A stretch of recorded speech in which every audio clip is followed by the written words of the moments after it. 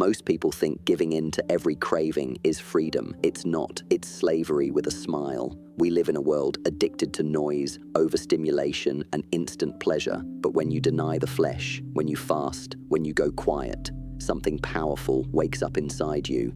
Abstinence isn't punishment. It's training. It's the ancient sharpening of the soul. When you stop feeding your urges, your true self begins to rise, not weaker, but stronger, not quieter, but ready to strike. Let me show you 7 brutal truths about the power of abstinence and why silence doesn't break you. It reveals you. 1. Every desire you refuse to obey makes you more dangerous. Most people grow up believing that power comes from how much you can take from the world. They think power is about how much money you can show off, how many expensive things you can buy, how many people admire you, or how much pleasure you can enjoy without limits. But that kind of power is just surface level. It's not real strength. It's ego wearing a costume. It looks big from the outside, but it's fragile on the inside. True power doesn't come from chasing every desire. It comes from the ability to stop yourself, especially when every part of you is screaming to give in. Real strength is quiet. It's the man who can say no when everyone else says yes. It's the woman who walks away from temptation, not because she's weak, but because she knows it will weaken her. Every time I pushed myself in training, when I chose the harder path, when I fasted even though I was hungry, when I sat in silence when I could have been distracted, I wasn't losing anything. I was sharpening my mind like a blade. I was building the kind of inner fire that doesn't burn out when things get hard. I was creating a strength that doesn't depend on what's outside me. I didn't need praise. I didn't need comfort. I didn't need anyone to tell me I was doing well, because I already knew I was building something powerful inside. When you reach the point where your desires no longer control your actions, when you can see something you crave and calmly walk away from it without fear, guilt, or regret, that's when you become truly free, because the person who is free from their own desires cannot be controlled by anyone else. They cannot be bribed with pleasure, broken by failure, or manipulated through fear. And that kind of person is dangerous, not because they want to hurt others, but because no one can hurt them. They are untouchable, not by temptation, not by weakness, not by the noise of the world, because they've trained themselves to say, I don't obey desire, I lead it. 2. When the body is silent, the soul becomes clear. We live in a world that never stops talking. Everywhere you go, there's noise, your phone buzzing, people talking, notifications flashing, the constant pressure to do more, be more, show more. And in all that noise, something very important gets lost, your own voice. Not the voice you use to impress others, not the voice you use to please the world. I mean the real voice inside you, the one that speaks only when everything else is quiet. That voice is your soul. But here's the truth. Your soul will never compete with noise. It will never shout. It will never beg for attention. It waits patiently, silently, and it only speaks when you create the space for it to be heard. That's why the body must fall silent. That's why we must learn to step away from the chaos of the world and the chaos of our own minds and return to stillness. When you practice abstinence, when you fast, when you spend time in solitude, when you stop feeding every craving, you begin to enter a state where the body no longer controls the moment. You're no longer thinking about your next meal, your next pleasure, your next distraction. You stop reacting, and in that stillness, you start seeing everything more clearly. You start feeling things you've been running from. You start understanding things that used to confuse you. You start hearing a quiet voice within, a voice that tells you who you are, what you truly want, what path you must walk. That is not weakness, that is wisdom. Most people don't realize how loud their bodies are. The body screams for sugar, for lust, for rest, for attention, for escape. It constantly demands, and if you keep listening, you'll never hear anything else. But when you silence the body, when you fast, when you meditate, when you say no to the urges, you shift power away from the flesh and back to the spirit. And that is when the soul becomes visible. You begin to see how often your life has been controlled by impulse. You begin to feel the difference between what you want right now and what will actually bring you peace in the long run. You begin to notice that behind your endless chasing was a simple need to be still, to be whole, to be present. I have learned that silence is not empty, it is full of answers, but you must be courageous enough to enter it. You must be strong enough to stay there. Most people run from silence because it forces them to face themselves, but what they don't realize is that what they're running from is exactly what they need, because within that stillness is the key to freedom. So when you train yourself to silence your body, you are not weakening your life. You are preparing your soul to lead it. When the cravings stop leading the way, your spirit takes over. And when your spirit leads, you do not walk in confusion. You walk in clarity, purpose, and truth. This is why the body must go quiet, so the soul can finally speak. 3. Abstinence reveals what you actually need and destroys what you don't.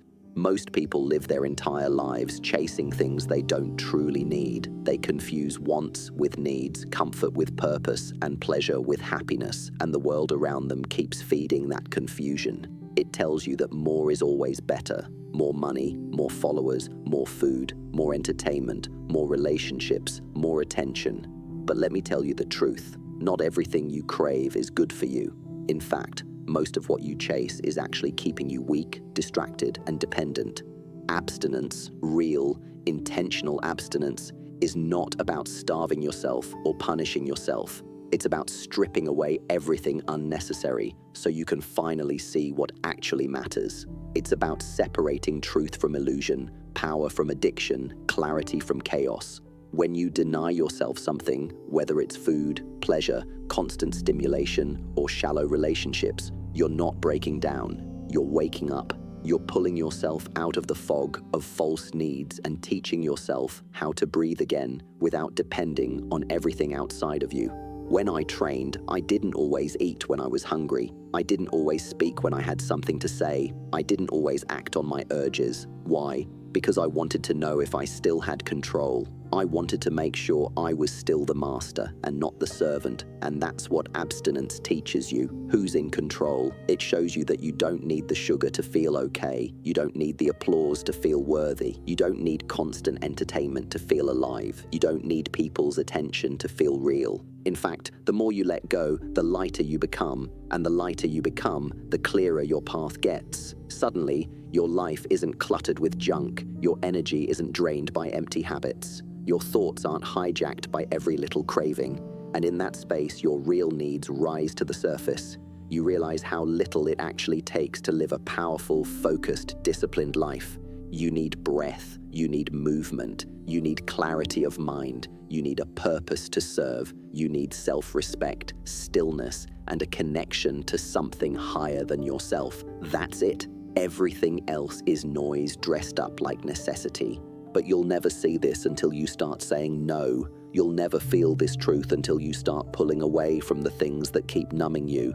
The snacks, the scrolling, the meaningless attention, all of it keeps you asleep. Abstinence is the act of waking up. It's the discipline of clearing the table so you can finally see what's worth putting on your plate. And what you'll discover is this: the things you thought you couldn't live without were actually the things holding you back. When you remove the unnecessary, what remains is pure strength. Not the strength to dominate others, but the strength to finally direct your own life. And that strength, once discovered, is something no one can ever take from you. 4. The warrior is not forged in comfort, but in controlled emptiness. You don't build a warrior by feeding him comfort. You don't shape unbreakable discipline by giving in to every craving. And you will never discover your real strength if you only move when life feels easy. The truth is harsh but clear. The warrior is not made in luxury. The warrior is forged in silence, in stillness, in restraint, and in the deliberate emptiness that tests what remains when everything else is taken away. People often think that warriors are born strong, that discipline is some kind of natural talent, but it's not. It's something carved out of struggle. It's something built in the fire of denial, not in the softness of indulgence. When you practice abstinence, when you strip away food, noise, lust, or comfort, not recklessly but deliberately, you begin to walk the path of true inner mastery. You willingly enter the storm, not to suffer, but to grow. You don't do it to impress anyone. You do it because you understand that inside every act of controlled emptiness, something new is being born, a sharper mind, a deeper awareness, a soul that cannot be shaken. You have to understand, the world is not going to challenge you to become your best. The world will tempt you to settle. It will offer you shortcuts, easy pleasure, and constant distraction. It will reward you for being ordinary. But the warrior walks a different path. He doesn't take the easy road, not because he likes pain, but because he's training for something greater than comfort. He's training for truth. I've sat in silence for hours, pushed my body until it trembled, and stared at desires that screamed for my attention, and I walked away. Not because I didn't feel temptation. I did, but because I understood something deeper. If you cannot control your hunger, your lust, your tongue, or your thoughts, then you will never control your destiny. The enemy is not always outside. Most of the time, it's within. And abstinence is how you face that enemy, strip it of its power, and rise above it. A warrior's strength does not come from the body. It comes from the discipline of denying the body when it tries to lead the spirit.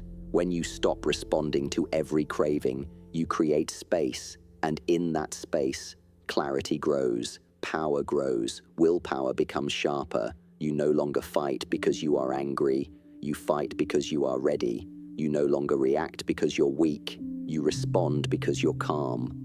Controlled emptiness is the furnace where the warrior's soul is formed. Fasting is not starvation, it is self-control. Silence is not absence, it is presence. Denial is not loss, it is redirection. And walking away is not weakness, it is proof that your energy is no longer for sale. The warrior understands that the most dangerous version of himself is not the one who fights every battle, but the one who chooses which battles are worthy of his fire. He learns this not in noise, not in chaos, not in crowds, but in solitude, in sacrifice, in the disciplined choice to say no when every part of the flesh says yes.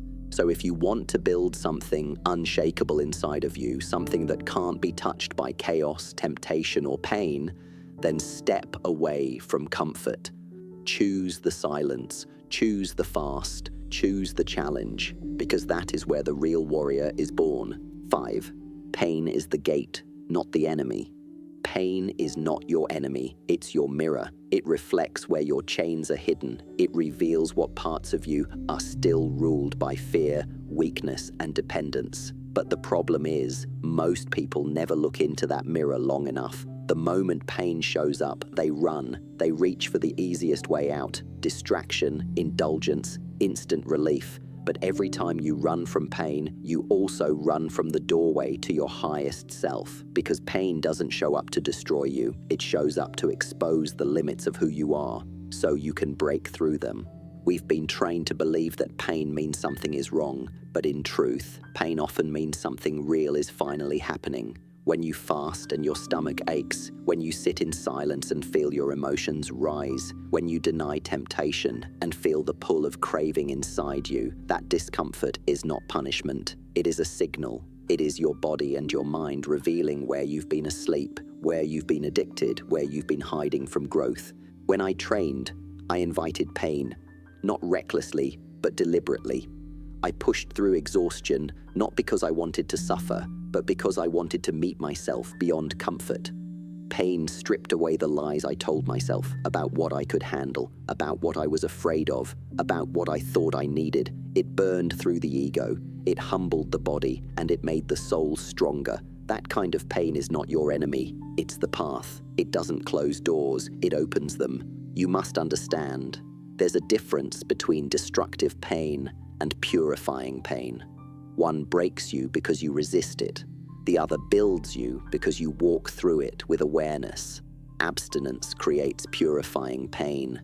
When you deny yourself food, lust, or distraction, your system reacts. It complains, it resists, it tempts you to quit. But if you can hold your ground, if you can breathe through the fire and remain still, you rise above that pain. And on the other side, you're no longer the same. You become calmer, sharper, more grounded. You become a person who doesn't need to run anymore because you've learned to stand. Pain is a test of readiness. It asks you, how much do you want to grow? And it waits, not for your words, but for your action, for your patience, for your stillness. Because it's in those moments when everything inside you wants to scream, wants to quit, wants to indulge, and you stay present anyway, that the soul begins to expand. That's when your spirit steps forward and says, "Now I lead." You'll never discover your true self if you keep trying to escape discomfort. You'll never unlock inner peace if you treat every challenge as a curse. You will only grow when you stop treating pain like a monster and start recognizing it as a master. So next time pain knocks, don't slam the door, open it, face it, let it teach you, because behind that pain is a version of you that is calmer, clearer, and far more powerful than the one hiding from it. And once you pass through that gate, you'll realize the pain wasn't trying to break you, it was trying to introduce you to yourself. 6. True confidence comes from denial, not display. Confidence is not about showing off. It's not about how loud your voice is, how many people admire you, or how many things you can flaunt.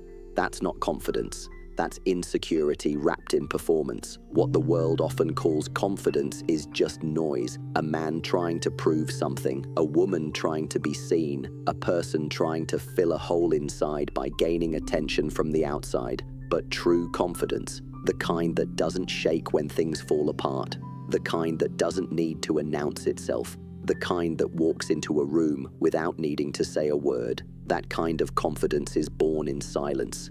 It is born through denial. It is born through the discipline of turning away from what you want in the moment to become something greater over time. When you say no to what weakens you, you say yes to what strengthens you. Every time you walk away from a craving, every time you deny a distraction, every time you choose not to respond to the chaos around you, you are building unshakable inner stability. That's what real confidence looks like. It's the man who doesn't chase validation. It's the woman who doesn't need to be noticed. It's the one who can walk past temptation, not because they're numb to it, but because they've outgrown it.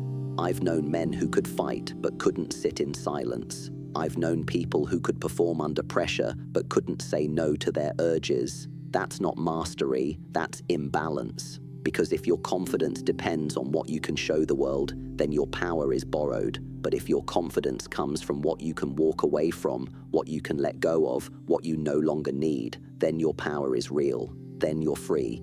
And here's something most people don't understand. Abstinence is not about lack. It's not about what you don't have. It's about what you've risen above. It's a quiet victory. Every time you deny lust, you are telling yourself, I don't need to be a slave to my body. Every time you skip the empty talk, the drama, the spotlight, and sit with yourself in silence, you're saying, I know who I am. And when you know who you are, nobody can define you. When you're not chasing attention, nobody can distract you. And when you're not desperate for anything, nobody can control you.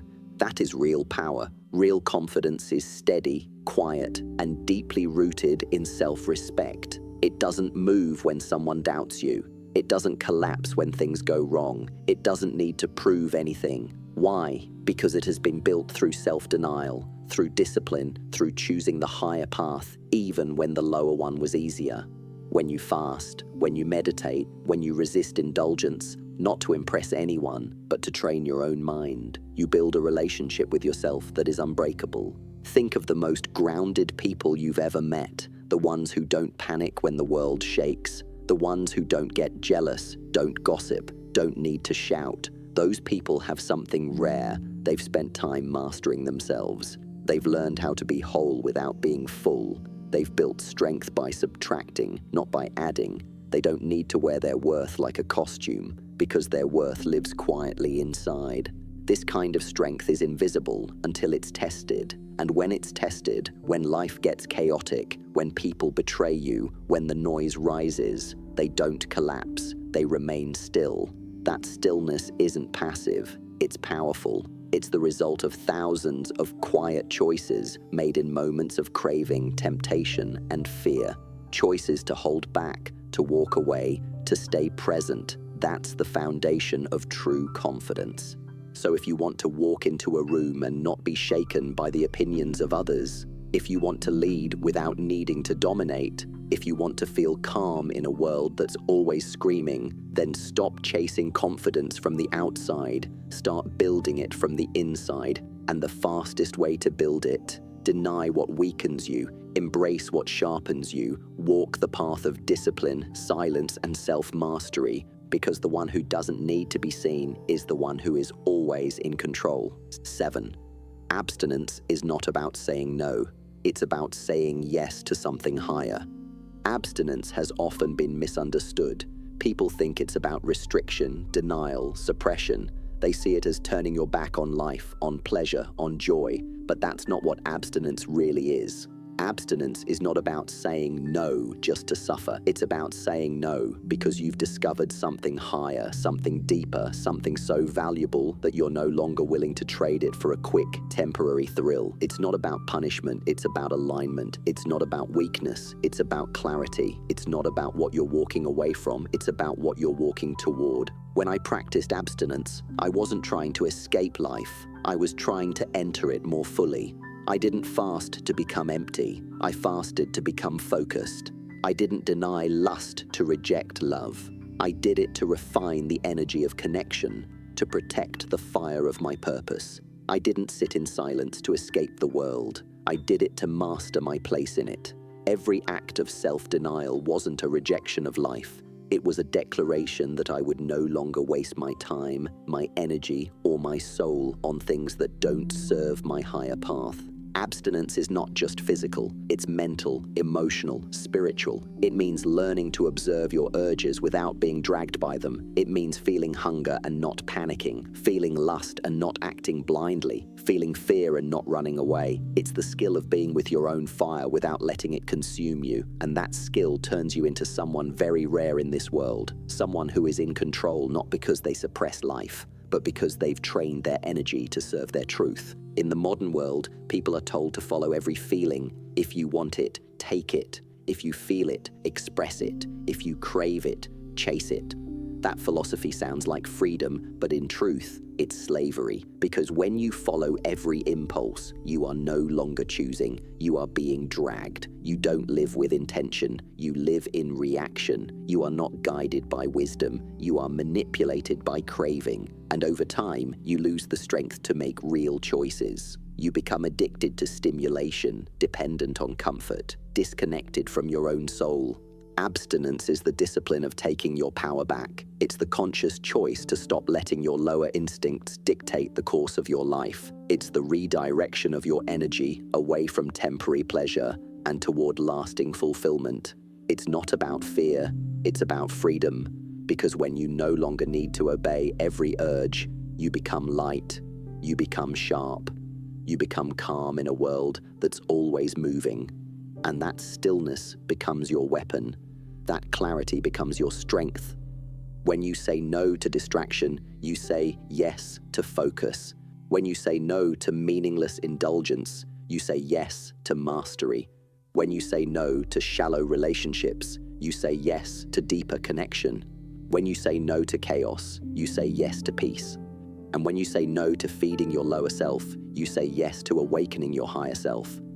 This higher self is not loud. It doesn't beg for attention. It doesn't crave applause. It doesn't seek pleasure to feel whole. It is already whole, but it can only rise when you make space for it, when you clear out the clutter of desire, of addiction, of neediness. And that's what abstinence does. It clears the path. It opens the door. It invites the real you to step forward. You have to understand, every time you choose abstinence, you are planting a seed of strength, a seed of self-trust, a seed of awareness. And over time, that seed becomes a forest inside of you, a place where the noise of the world can't enter, where your purpose becomes louder than your pain, where your soul finally has room to breathe. And from that place, you begin to live, not as someone desperate to consume, but as someone ready to create, to serve, to grow, to lead. So no, abstinence is not about deprivation, it is about liberation. It's about saying, I refuse to live on autopilot. I refuse to be controlled by my urges. I refuse to trade my potential for a moment of pleasure. It is about walking with dignity, about living with purpose, about honoring the sacred space inside of you that was never meant to be filled with noise. You are not here to be a slave to your appetite. You are not here to obey every distraction. You are not here to live chasing the next high. You are here to awaken, to rise, to remember who you are beyond the body, beyond the craving, beyond the noise. And abstinence is the first step in remembering that truth. In a world that glorifies consumption, we rarely stop to ask, what are we becoming as we feed every craving? We seek more food, more pleasure, more noise, more validation. But all this more leaves us with less peace, less clarity, less control. We're filling ourselves, but we're not growing. We're chasing life, but we're not mastering it. Because mastery doesn't begin with addition, it begins with subtraction. You must understand, when the body is loud, the soul cannot speak. When you are ruled by your urges, you cannot rise. When you give in to every temptation, you are not living. You are leaking your energy, your focus, your time, your greatness. That's why abstinence is not just a choice, it's a rebellion. It's a refusal to live like everyone else, a refusal to be enslaved by pleasure, a refusal to be numb to your own power. It's a return to something ancient, something primal, something sacred. Every time you silence the body, something else awakens. Every time you fast, you feed your spirit. Every time you walk away from distraction, you walk closer to purpose. Every time you deny the easy path, you build the strength to walk the right one. The path of the warrior, the path of self-mastery, the path of truth. You won't find your higher self in comfort. You won't meet your destiny in indulgence. You won't hear your soul until you quiet the noise, silence the body, and strip away the layers of dependency that have dulled your fire. You were never meant to live as a slave to hunger, to lust, to applause. You were born to lead, to shape, to command, not others but yourself, because the man who commands himself needs nothing from the world, and that man is untouchable. So the next time you feel the craving, the distraction, the temptation, pause, breathe, remember who you are. You are not your urges. You are not your hunger. You are not your past. You are the silence beneath all that noise. You are the soul that strikes only after the body falls still. And once you awaken that power within, no force on earth can break you. Walk the path of abstinence, not to shrink, but to rise. Not to hide, but to see. Not to suffer, but to sharpen. Because when the body goes silent, the soul doesn't whisper. It roars.